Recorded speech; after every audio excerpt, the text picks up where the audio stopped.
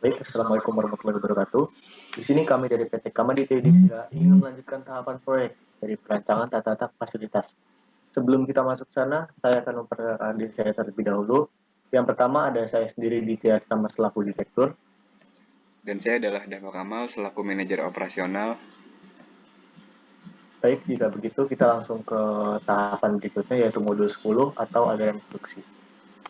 Aliran produksi adalah aliran dari suatu proses produksi mulai dari awal sampai akhir. Fungsi dari aliran adalah untuk menggambarkan secara lebih jelas dan juga terperinci mengenai aliran bahan baku menjadi produk jadi. Nah, bisa dilihat bersama-sama. Di sini kami sudah mempunyai aliran produksi dari PT Kamaditya Yudhistira.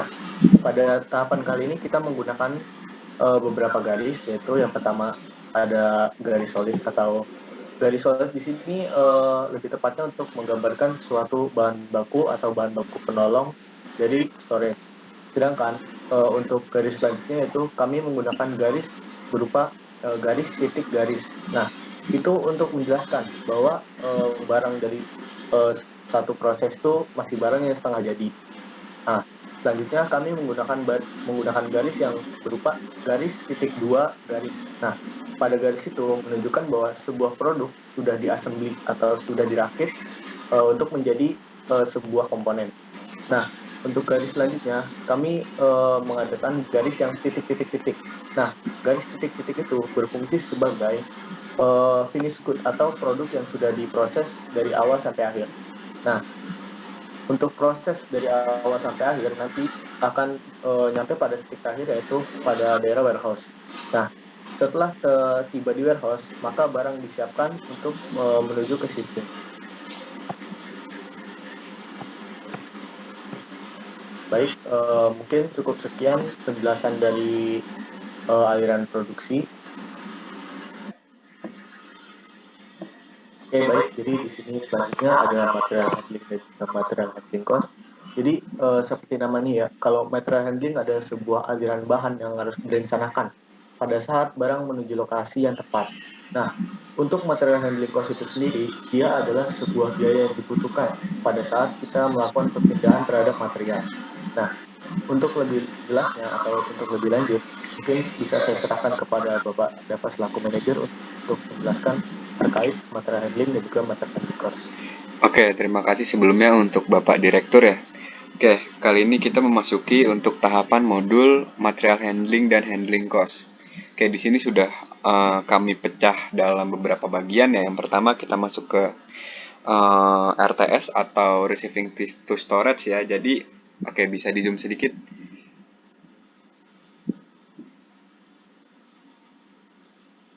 Oke, di sini jadi kita bisa lihat ya di sini itu from receiving to storage. Ya, di sini sudah ada beberapa part namanya, lalu di sini ada beberapa tipenya juga. Lalu di sini ada karakteristik of received, lalu di sini ada unit size-nya, lalu di sini ada pallet size, lalu ada piece-nya, lalu ada need material part-nya, lalu ada request per jamnya, lalu ada request per minggunya, dan masih banyak lagi. Oke, mungkin bisa kita next ke sheet selanjutnya, Bapak.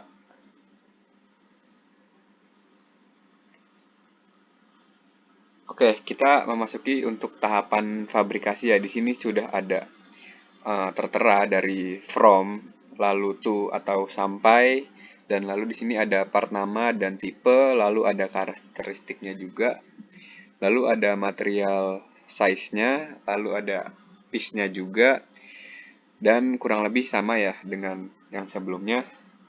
Oke, dengan beberapa perhitungan yang tidak jauh beda ya, dengan menggunakan beberapa koordinat ya, menggunakan tahapan modul sebelumnya yang kita gabungkan dan kita sajikan di sini. Oke, bisa di next Bapak ke sheet selanjutnya.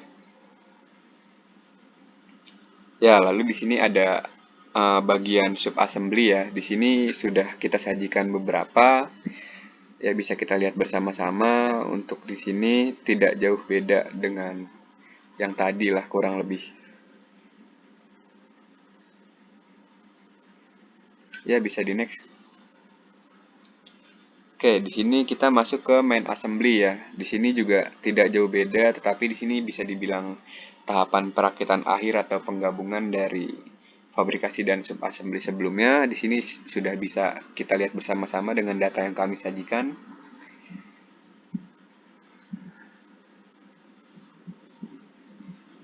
Oke, ya bisa selanjutnya. Oke, nah di sini masuk ke MHMHC MTW.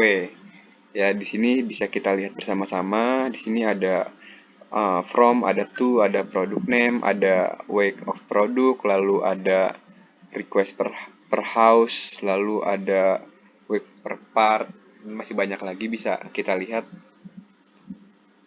dengan menggunakan koordinat yang kita dapat sebelumnya dari tahapan modul aliran produksi. Ya, next.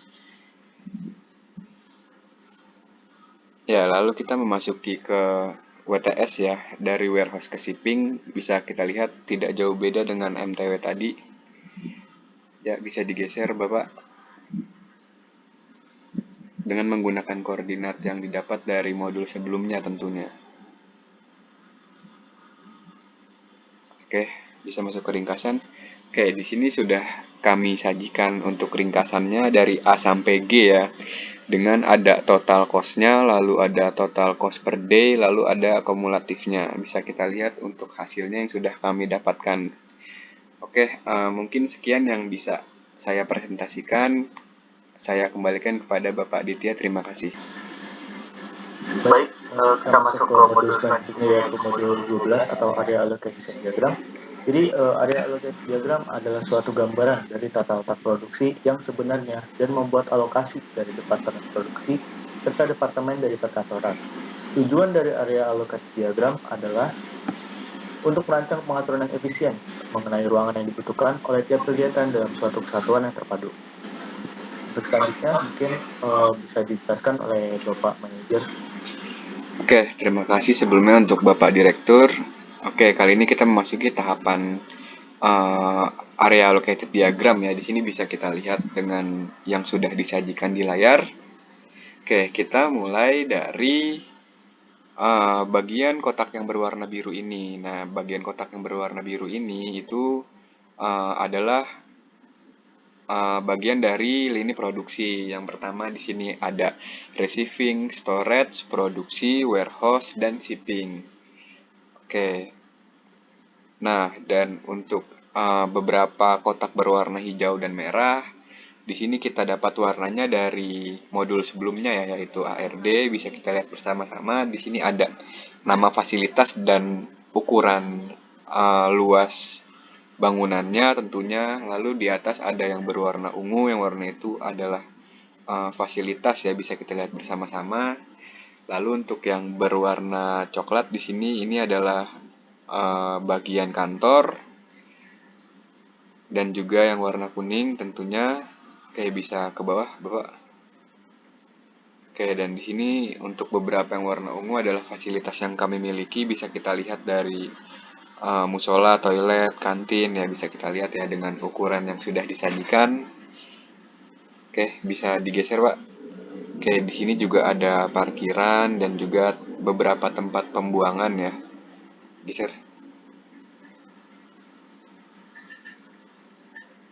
Oke, mungkin demikian ya yang bisa saya presentasikan untuk tahapan modul AAD ini. Sekian dan terima kasih.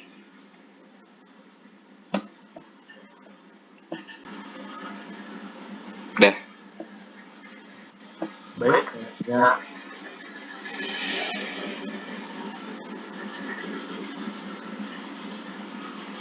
Kami akan ke modul 13. Di modul 13 sebuahnya. Nah, bisa dilihat dengan jelas ya bahwa memang template ini adalah sebuah gambaran atau sebuah bentuk dari bagaimana keadaan di dalam suatu perusahaan.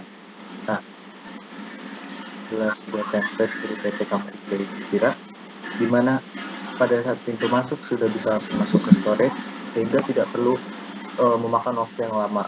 Nah, bisa dilihat juga bahwa di sini terdapat beberapa bangunan. Yang pertama itu ada bangunan di lini produksi, ada bangunan di lini office, dan juga ada parkiran, ada kantin, ada musola, dan segala macam. Nah, bangunan-bangunan ini tentunya dibikin dengan tahapan dari yang sebelumnya tersebut. Kami dapat membuat bangunan dengan sertifikat dari template yang ada di sini. Nah, pada saat ini PT Kamaditya menyajikan sebuah bentuk bangunan 3D dengan menggunakan software Blender. Nah, di software ini kita dapat melihat bagaimana bentuk dan juga keadaan yang akan terjadi pada perusahaan PT Kamaditya di Istira. Nah, untuk pintu masuk sendiri terdapat di depan, yaitu di sini, dan juga dari sini kita belok ke kanan uh, ada storage, ada resetting, dan juga kita belok ke kiri, di sini ada parkiran, ada gedung warehouse,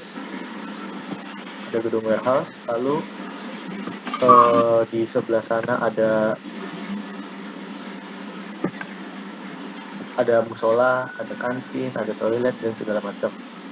Nah, jadi di sini PT Kamboja Distira memiliki akses, yaitu cuma satu, atau bisa bolak-balik. Nah, jadi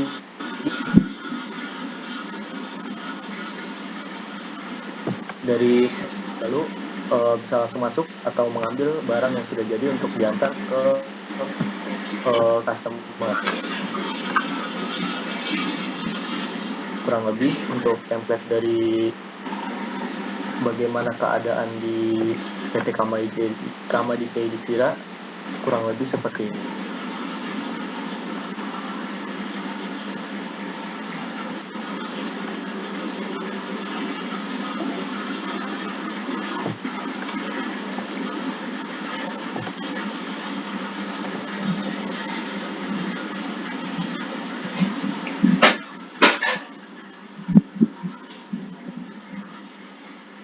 Ini dari tampak belakang,